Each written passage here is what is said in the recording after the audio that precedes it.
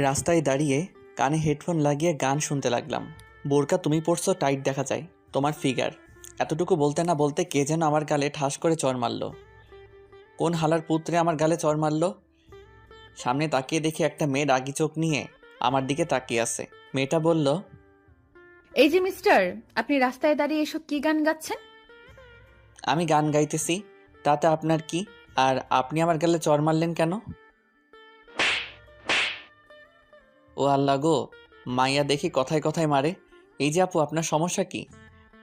এই ঠিকানাটা কোথায় একটু বলে দেন। আমি ঠিকানা দেখেই তো অবাক, কারণ এই মেয়েটা আমাদের বাসার ঠিকানা দেখাচ্ছে।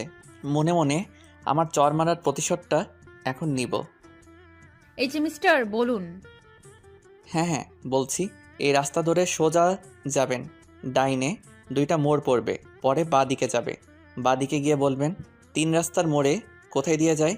3 রাস্তার মোড়ে এসে আপনি যার বাসায় যাবেন তাকে ফোন করবেন। আর না চিনলে সামনে টক দোকানটা দেখেছেন, ওইখানে গিয়ে বলবেন যে মেঘদের বাসাটা কোথায় বলে দিবে। আচ্ছা, আর এই রাস্তায় যদি আবার কখনো দেখি এমন গান গাইতে, সোজা জেলে ভরে দেব। আর কখনো গাইব না আফা, আপনি যান। মেয়েটা চলে গেল। সামনে তাকিয়ে দেখি আমার বন্ধু সিয়াম দাঁড়িয়ে পুরোটা ভিডিও করছে। এই শালা, এইদিকে আয়। মামা, মেয়েদের হাতে চর খেতে কেমন লাগে? এই শালা, তুই কখন দেখলি যে মেয়েটি আমাকে চর মারছে? মামা, শুধু দেখি নাই, ভিডিও করছি, দেখ। মামা প্লিজ ভিডিওটা ডিলিট করে দে। যদি সবুজ রোহান ওরা দেখে তাহলে খুব পাইবো আমারে। কাটতে পারি একটা শর্তে। কি শর্ত বল? পুরো 1 সপ্তাহের সিগারেট আর চায়ের বিল তোকে দিতে হবে। আচ্ছা দিবনে, এখন তুই কাট। এই কেটে দিলাম, চল এখন কোথায় যাব? দোকানে সিগারেট আর চা খাওয়াতে। তুই কে? আমি তো তোকে চিনি না। দেখ মামা, কামটা কিন্তু ভালো হয় নাই। যা ভাগ এখান থেকে।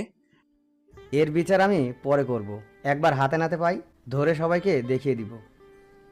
যা যা দেখিয়ে দিস। এই বলে আমি বাড়িতে চলে আসলাম।